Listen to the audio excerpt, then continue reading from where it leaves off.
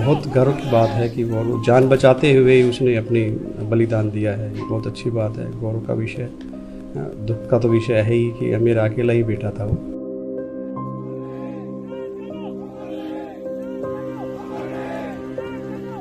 ये शहीद flight lieutenant Siddharth Yadav का पार्थिव शरीर है। उम्र महज 28 साल। 10 दिनों पहले ही इनकी सगाई हुई थी और 8 महीने बाद यानी नवंबर में इनकी शादी होनी थी। सगाई के बाद 31 मार्च को सिद्धार्थ हरियाणा के रेवाड़ी से छुट्टी पूरी करके गुजरात के जामनगर एयरफोर्स स्टेशन पहुंचे थे।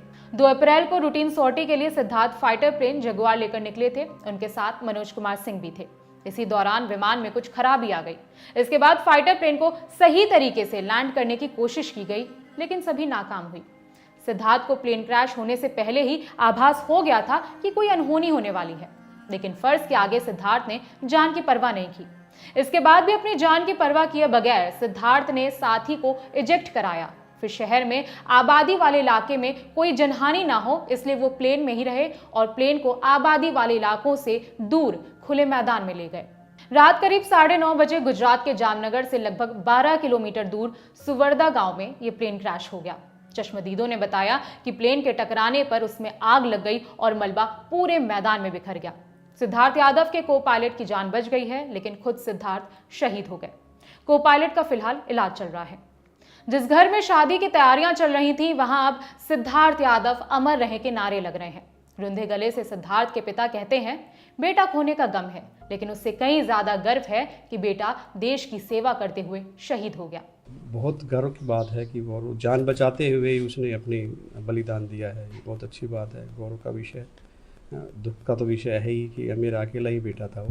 3 अप्रैल को भारतीय वायुसेना ने बयान जारी कर बताया कि हादसा कैसे हुआ, ये जानने के लिए इंक्वायरी के आदेश दिए गए हैं।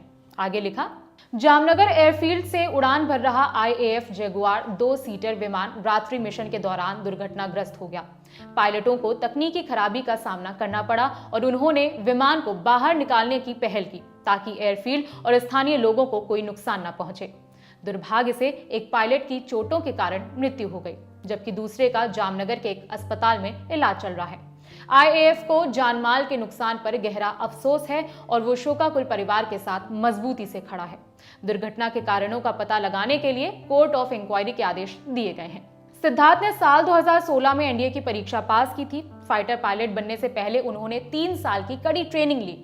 फिर 2 साल की सेवा के बाद उन्हें फ्लाइट लेफ्टिनेंट के पद पर प्रमोट किया गया था। सिद्धार्थ के पिता सुशील कुमार बताते हैं कि सिद्धार्थ अपने परिवार की 4थी पीढ़ी थे जो देश की सेवा के लिए काम कर रहे थे। उनके परदादा ब्रिटिश शासन के दौरान बंगाल इंजीनियर्स में थे, उनके दादाजी अर्धसैनिक बलों में थे और उनके पिता खुद भी LIC में शामिल होने से पहले भारतीय वायुसेना में सेवा कर रहे थे। जनवरी 2016 में NDA कोर्स 135 में ज्वाइन किया था उसने। स्टडी एयरफोर्स स्कूल्स और KV में की थी उसने ज़्यादातर। किस तरीके के सब नेचर का जिस टाइम पढ़ाई करता था? ब्रिलियंट स्टूडेंट था, हमेशा से आगे रहा।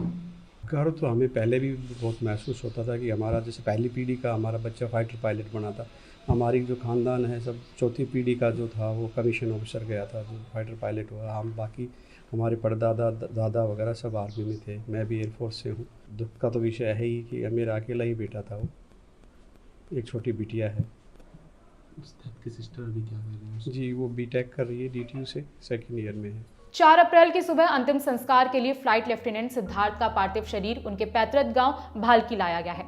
हाथों में तिरंगा लेकर पार्थिव शरीर लेकर जा रही गाड़ी के पीछे चलने वाले गांव वालों ने कहा कि उन्हें सिद्धार्थ पर गर्व है। उनका गांव और देश फ्लाइट लेफ्टिनेंट सिद्धार्थ के बलिदान को कभी नहीं भूलेगा, क्योंकि सिद्धार्थ ने हजारों लोगों की जान बचाने के लिए खुद की जान की परवाह नहीं की।